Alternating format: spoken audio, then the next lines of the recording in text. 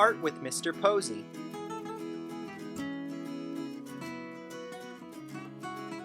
Guided owl drawings. Hi again, you're back. Hopefully you watched the video above of me reading the story, The Water Hole, and maybe you were inspired by the art or the story to make some art about animals. For our art project this week, we are going to draw a really cool animal, an owl. Now this video is what we call a guided video. That means I did it nice and slow so you can make your drawing while you're watching the video and follow along with what I do. If you want to, you could also watch the whole video first and then just make the owl on your own. Pause the video if you need a little more time on a step, and then start it again when you're ready to go to the next step. Okay, get your paper and your pencil ready, and let's make a drawing together of an owl in the nighttime. I'm ready to make my drawing, so I'll put my "Oh, hello, Captain." My cat wanted to come help. He's a good boy. We'll put my cat away and my book away so we can make our drawing of an owl. Remember, you can follow along to the video, and if I'm going a little too fast, you can pause the video to catch up. I'm going to make a dot in the middle of my paper, kind of near the top, and that's going to be the spot right between my owl's eyes. My first owl eye is a nice big circle on this side, and then I'm going to try to draw another circle that matches the size of that circle over here. And that's where my owl's eyes will be. Below them, I can make a shape for the beak. It's like the letter V, and it connects the two eye shapes together. Can you see the owl yet? In the beak, I can make two small circles that are the nostrils, or the breathing holes of the beak. There are some other parts to the eyes too. Let's work on those. I have my big circle for the outside, and then I have a medium circle that goes inside the bigger circle. This is going to be the colored part of the eye, or the iris. Inside that circle, there's an even smaller circle. That's the black part in the center of the eye called the pupil. Now for the middle circle, the colored part, I'm going to make some little lines that start at the small circle and go out to the edge of the medium circle. They're like the little spokes of a bike tire. This will give our owl eyes a little pattern and a little design when we color them later.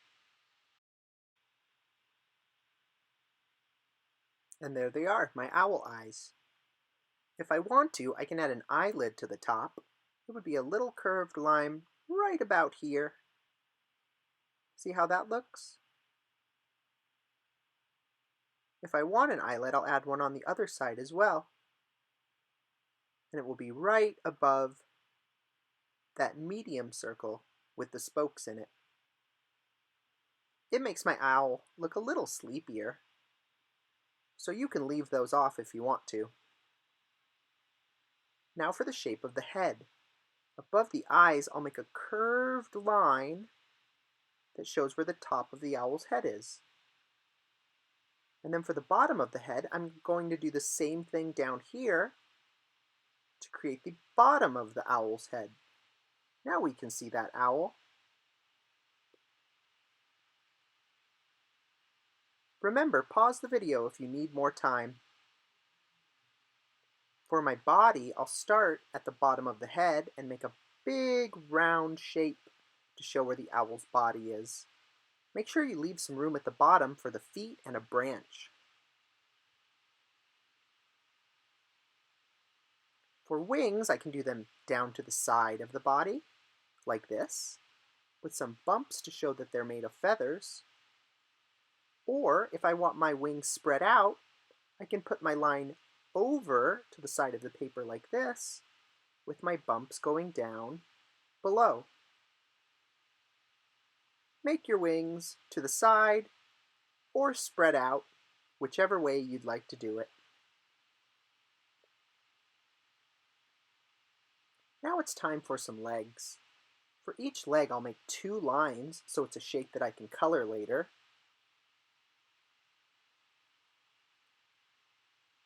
And then at the bottom of each of those 2 lines, I'll have 3 spiky shapes that will represent the owl's talons.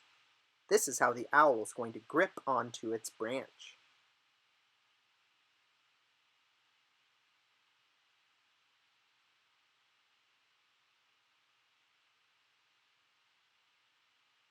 Next, I think I want to do a little tuft of feathers on the top of the head. I noticed looking at some pictures of owls that some have feathers that even look like horns. So I'll make a little bit of that over on this side, and a matching shape over on the right. Feel free to add any details to your owl to make it unique and different than mine. For a feather pattern in the wings, I can make a bumpy shape or a bumpy line, just like I did when I did the bottom of the wing. Hi, my cat's back. I'm trying to do something here.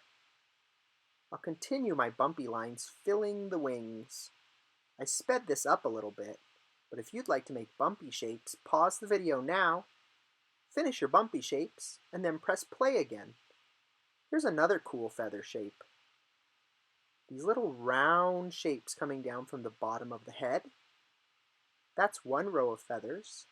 Then I move down and I have another row of bumpy shapes that connects to the feathers above them. And I keep going down to create this really awesome pattern.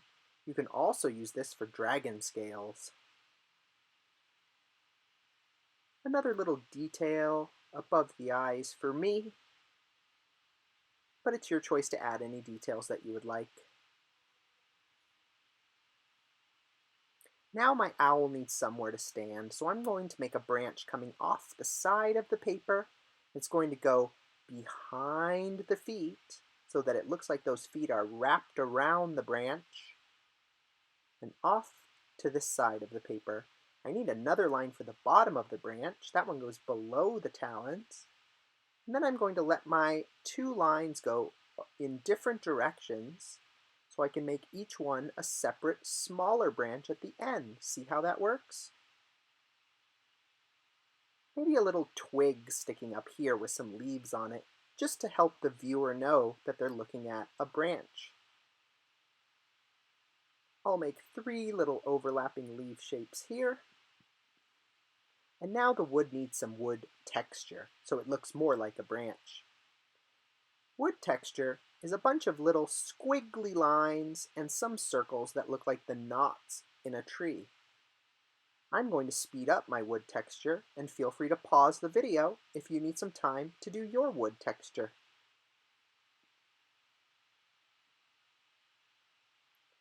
Now I can add any details that I want, like a little bird here. Since this is an owl in the nighttime, I'm going to draw a big full moon in my sky. That's a circle. Inside my moon, I'll do lots of smaller circles. These circles represent the craters in the moon, circles that look a little bit darker. And there is my full moon in the sky. If you would like to do what we call a crescent moon, it looks a little different. I'll show you here. A crescent moon starts out like a circle, but it doesn't finish. And then there's a smaller curved line that connects those pieces together, like that. And you would still go in and put your smaller circles inside to show craters. So you can do a crescent moon or a full moon, whichever you like the best. For stars in the sky, I like to make my stars little circles. Sometimes we want to make that star shape, but it's not very realistic. So I go with different sizes of circles spread out throughout my sky. It looks more realistic if they're different sizes and spread out in a random sort of way. This is all sky down here, so I'll put stars at the bottom, below the branches, and everywhere that the sky is shown. I like to do this other kind of star too. It looks like a shining star.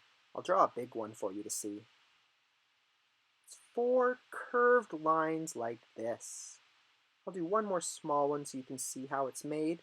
Curved line, and the opposite on the other side. If you want to try out some shining stars, add a few shining stars into your sky as well. I am only going to do a couple because I already have so many circle stars. Now that my drawing is pretty much finished, I can go back and add any details that I think of. Texture on my leaves, maybe even a little worm character here on the branch, with a little smile. Now that I've finished drawing my owl, I can give it some color. I'm going to use watercolor paint on mine, but it can be just as successful if you use markers, crayons, colored pencils, or any other coloring tool you have. When I paint, I like to tape the edges of my paper down. It makes it so my paper doesn't try to curl when it gets wet with the watercolor paint, and it also gives it a nice little white border around the edge. Make sure an adult helps you with the tape so you don't ruin anything by taping your paper to it. Now as I paint, I'll start filling in some colors where they should go. I'm making my owl a little bit realistic, so I'll start with some brownish red paint and a little darker brown for some of the details. I can add 2 layers of color to make it darker, and maybe a little bit of bright red on the top to give him a little flair.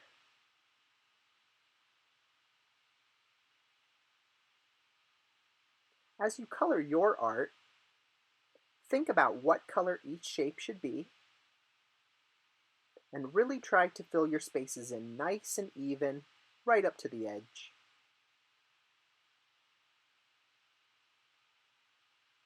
When I use watercolor paint, I have a big brush, a medium brush, and a little brush. I could fill each feather in separately, or just fill the whole body in with a nice color. I wanted my branch to be a slightly different brown from the body so people didn't think they were part of the same thing. Since I can't see my feathers very well anymore, I'm going to go over them with another color so we can see that nice feather pattern again.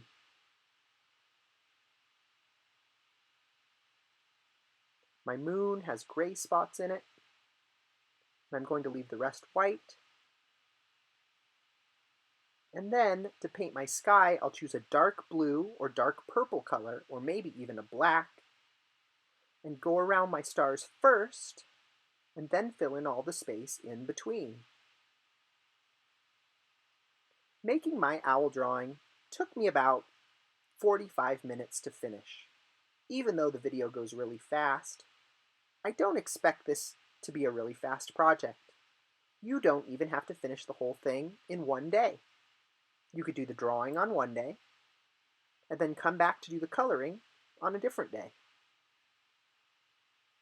Most great art takes a good amount of time to finish. I'll put in a little bit of purple and a touch of red in my sky. And I have my finished owl in the nighttime. I'll carefully remove the tape, pulling it away from the paper. You can see that nice white border now. Who likes art?